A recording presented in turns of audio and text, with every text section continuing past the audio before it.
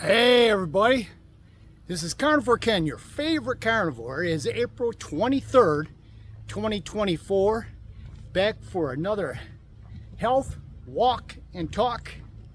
I didn't bring Luna and Sasha today because they're getting old and this Georgia heat's a little tough on them. So I'm getting old too, but apparently I can still handle it. So I hope everybody's having a great week. God knows I'm having a wonderful week. I finished up with my blood test, seeing my doctor, and just for a little update, I did have a setback. My A1C, my hemoglobin A1C, last time 6 months ago it's 5.9. It is now 6.0. Yeah, I clicked up one little spot, and I have to assume that's because I've been naughty. How have I been naughty? Yes, I eat the carnivore diet. Almost, I would say 99% of my food intake is all meat and eggs. But the one thing I thought I could hold on to is the sugar-free beverages that were artificially sweetened, and of course have caffeine in them. And what I think is happening is that they're causing an insulin spike.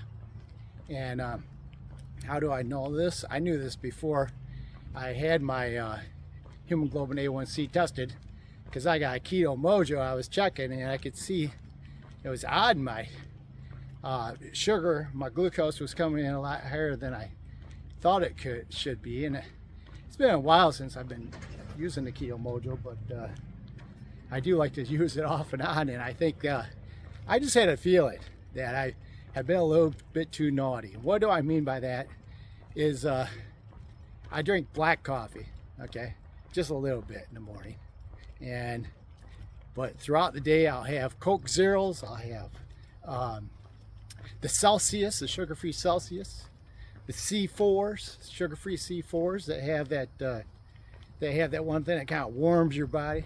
And what I usually drink those are before or after workouts, and I work out quite often, and and I also do a lot of driving. I do a little Uber driving, so I drink those Coke Zeros to keep me stimulated on the road, and I thought I could get away with it, and evidently I can't be naughty. So today is day five of no energy drinks, no Coke Zeros. I've been having like 1 or 2 cups of coffee before my morning workouts, and I drink water all day. It's actually not that bad. I mean, I just always found water kind of boring, but I'm getting used to it. I'm eating almost a pure clean diet, at least in the carnivore and keto people's view, and I don't like the fact my A1C clicked up. So, and could that be because I was naughty? I think so. I think that's what the problem is, and the only way I'm going to know is by cutting all that other stuff out and being more natural. So that's what I'm going to do. My next blood test will be in October through the doctor, but I'm not going to wait that long. At the end of July, I'm going to go online. I've already seen where I can do it, and I'm going to pay to get a hemoglobin A1C test, and I think I'm going to do a fasting insulin. Would I do those at my regular doctor's office? Sure, I would, but I don't want to wait until October for one thing. And the fasting insulin, even though it's a cheaper test, I don't even think my doctor would do it, because he's a very traditional doctor, and the only thing he cared about was the LDL. He didn't even care about the ratios, even the ratios that they check that say I'm in.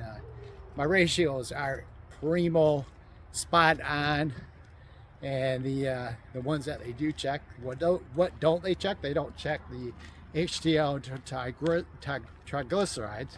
They don't bother checking that ratio, but I do. And in order to be good there, you should be under 2, and I am 1.1. I'm almost below 1. So my ratios are great, but all he cared about was the elevated LDL. Of course, he wants me to go on a statin drug. Me and him, I'm not a passive patient. I must probably have a little pain in the butt. And I told him what the cardiologist told me when I went to see him. I asked him about statin drug, which he wanted to go from what my doctor recommended is 40 milligram cholesterol. He wanted to drop it down to 5. And I asked him what would happen to my calcium, and he said I could expect a 20 to 25% increase per year. And I told the doctor that. This has all happened yesterday. And he goes, well, yeah, but he didn't tell you not to take statin day. The whole point is I didn't take the statin, and I had my CAC score redone about 3 years later, and I dropped, my score did go up, my score only went up by 10%, not the 20 to 25% increase per year that the doctor told me. So I think I'm doing better without the statin. I don't think I need a statin. I think I have calcified plaque from many years of stress and eating pretty much a plant-based diet. I was eating lean. I was just like everybody else, afraid of saturated fats, using vegetable oils, eating a skinless chicken breast and all the veggies and fruits and nuts, and you know, which all that happened was my weight fluctuated over the years, and I think through time that's what, you know, built up my calcium score. On my thumbnail here, I'm going to have some pictures from 2018. Both pictures are my before pictures before I went on keto. So you can see I didn't look very healthy. I had a big gut. And remember, if you got a big gut, what do you know? Even if your cholesterol is perfect, I don't care. They go in there and you got perfect cholesterol, which I worked with guys like this. And if they have a big old belly, that doesn't mean you're healthy. That means you probably, most likely, have a fatty liver. And, you know, you probably are working on getting, you know, adult onset type 2 diabetes, you know, if you're not already a type 1. But don't think, you know, just because your supposable lipid panel is good, that means you're healthy if you're rolling around with a big old jelly belly, because I think you're delusional. Remember, big food, big pharma, they want you to, you know, take their drugs, eat all their garbage processed food, because they make money off you. Now, anything I say, of course, is not medical advice, but and who knows, I could have a heart attack next week. I could have a stroke, who knows. But I would say one thing: you got to know thyself. My doctor doesn't know me. You know, I am a guy that comes in there and argues with me for a quick 10 minutes, and he leaves and doesn't see me for another 6 months. In fact, this time he goes, well, maybe we shouldn't even test for lipids anymore. I said, well, maybe you should. But I said, no, I thought, oh, no, test for him. Yeah, he should test, because I want to know if my ratios are good, not what my overall LDL is. If my ratios were bad, or my triglycerides were high, which they're not. I mean, my triglycerides was 76. Yeah, they could be lower, but that 76 is pretty good. I like to see them lower. And maybe they're cutting out all these energy drinks with artificial sweeteners, Coke Zeros. Who knows? I might even get more superior and more better, more greater. Hoorah! But my HDL was 89. That's fantastic. But they still want to give you those pills that will affect everything. And one of the doctors that I actually trust, you know, I brought this up the other day, says that that cholesterol that you eat and your liver makes does not get into the brain. It can't get past the blood-brain barrier. The brain makes its own cholesterol, so it's you know, it makes its own, and the brain is very efficient at knowing how much cholesterol it needs. It's cholesterol is used everywhere in the brain. Well, statin drugs can get past the blood-brain barrier. So don't tell me that isn't connected with people that have mental fog and cognitive problems as they age when they've been taking statin drugs. Because those statin drugs are not supposed to be in your brain. It's not like your brain has too much cholesterol from your bad eating habits, because that cholesterol stays in the body, not in the brain. So just that little fact alone makes me not want to take them. And in fact, the doctor I heard from, I can't think of his name, he's a little Asian guy, maybe from India, but he doesn't have a zero CAC score. His LDL was basically just like mine, and he's a cardiologist, and guess what he doesn't take? He does not take statin drugs. So there you go. Dr. Berry, of course, Dr. Berry may not have a high CAC score like I do, but he has high cholesterol. And guess what? He doesn't take and I saw a video on him. He says he would never take them. That's right, statin drugs. So I'm not going to take them. And if you choose to, that's fine. Even if you are taking statin drugs, that doesn't mean you should just depend upon them for your health. You should still exercise. And I would suggest eating properly. But what is eating properly to me? That is, I'm convinced it's more of a carnivore diet, because I've been watching numerous videos about different things. I was watching a dentist give a speech at KetoCon in Austin, Texas, talking about tapping on teeth and finding soft spots where cavities are starting. And guess what causes cavities? That's right, carbs, not fats and protein. Carbs cause cavities. And they know from looking at fossil records that when the agricultural revolution started, which brought on all the plant matter into our diets, that cavities started going way up. Prior to that, having a bunch of cavities really didn't happen. People had good teeth because they were mostly eating animals. And of course, I think that if you were a man back in those days and you stumbled upon some berries and somebody ate some and they realized they taste good and they didn't die, yeah, sure, they'd probably eat some berries. But those berries aren't going to be there year round. They're going to pop up, a flower, create a little berry, eat it, and the season's over. So you're done eating those berries. So, you probably aren't going to do enough harm to rot your teeth out. But that's where I'm at. So anyways, I want to stay positive. I don't want to, eat carnivore, do my exercise, and take this medication because as if I'm sick. If I was going to have a heart attack, the way I exercise, the way I stress and do the sprints and do my weightlifting, I really believe I would already had a heart attack. I would already had a stroke. One thing that was great yesterday at the doctor's office, which I was kind of surprised because I usually get a little anxiety going to the doctor's office, was my blood pressure.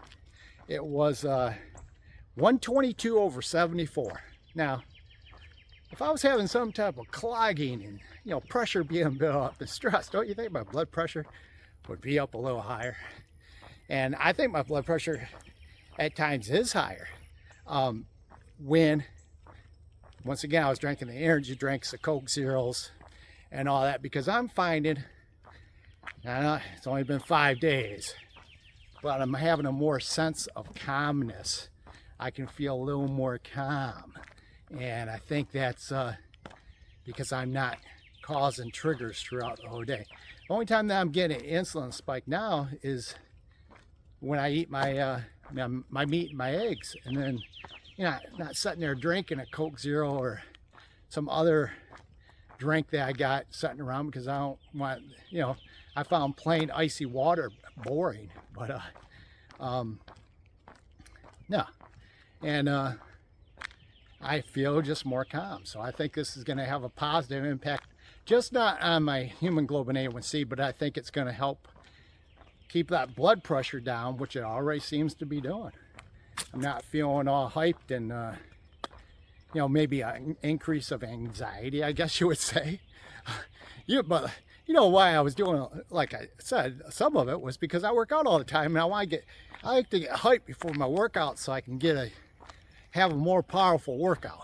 But yeah, I knew I was being naughty carnivore Ken, but no more. I need to find out. I want to see if I can get that last 10 or 15% improvement by being Mr. Clean Carnivore Ken. And you know, I think it might even tighten up my abs just a little bit more. I mean, my abs are okay for a guy my age, but I think they could be better. Right now I'm weighing in around, well, yesterday with my clothes on at the doctor's office, on their scale I weighed in at 172. I think for me to be in primo health, maybe 165 to 168, you know, as long as don't lose my muscle strength. I want to lose fat, maintain my muscles. And you know, that's the route I'm going. I'm hoping. You know, remember folks, we're all going to die from something, but I want health span, probably more than lifespan, even when I want that too. And you know, I'm not taking the statin. Sorry, doc. Sorry, doctor, with the dress shoes and no socks. No can do. I know. I mean, I'm sure that's okay. Just, you know, dress shoes with no socks on. Just must a very confident doctor I have there. That's probably why I annoy him. I could tell he was a little annoyed yesterday. But when I spit out what I just saw in a study about LDL-C, low LDL-C connected with more cases of cancer and cardiovascular disease, dementia, and all these other things. I also said low LDL-C in people 60 and over is showing, I use their term, strong and individualized, no, strong and independent evidence to show that these low LDL-C actually decreases your longevity, and after the age of 60, so you live longer if your LDL-C is a little higher. You know, he doesn't want to hear it. I could see it all over his face. He doesn't want to hear nothing. In fact, they didn't even check my hemoglobin A1C. I had him check. I asked for it yesterday because I did run it by. Well, how do you know I'm not getting, you know, worse if you're not going to check it? So he goes, oh, they must have overlooked that. Well, they overlooked it 6 months ago too because they didn't check it. You know, so I had to ask each time. And then something real peculiar. I can't believe this is true. But when I went through checkout afterwards, I walked up there and they were arranging my next check in October. I said, well, let's try to get it in the morning hours so I don't have to fast as long. And she looked at me, she goes, well, your doctor doesn't require fasting blood tests. I'm thinking, maybe she's wrong, right? Yeah, but she told me there was a few doctors there that don't require fasting blood tests. And I'm thinking, then that glucose that I had, which I didn't like, I already started this last week before I had my hemoglobin A1C taken after, you know, I'm getting off track here, but I had that taken yesterday. Yeah, it clicked up one notch. When I saw my glucose at 102, I thought, after that long of a fast, there ain't no way it should be that high. So anyway, she told me that my doctor and a few other doctors at the office don't require fasting blood draws. And how would that 102 even be accurate? You know, who would just say if I'm not required to fast, I didn't have a big Subway sandwich right before I go to the doctor's office? You know, what's the purpose of that glucose reading then? Because you're going to have a spike.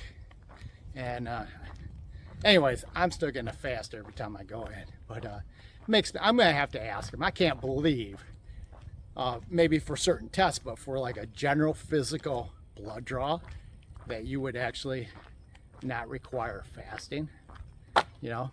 And also, I just heard something from Dr. Berry that actually says, you know, there's a sweet spot for fasting before blood draws. If it's too long of a fast prior to a blood draw, it can actually change a lot of your readings. And if it's not long enough, it can change a lot of your readings. So you probably should stay to that 10 to 12 hours. Because mine was at 3 o'clock, so it was way past 10 to 12 hours because I hadn't ate since like 8 p.m.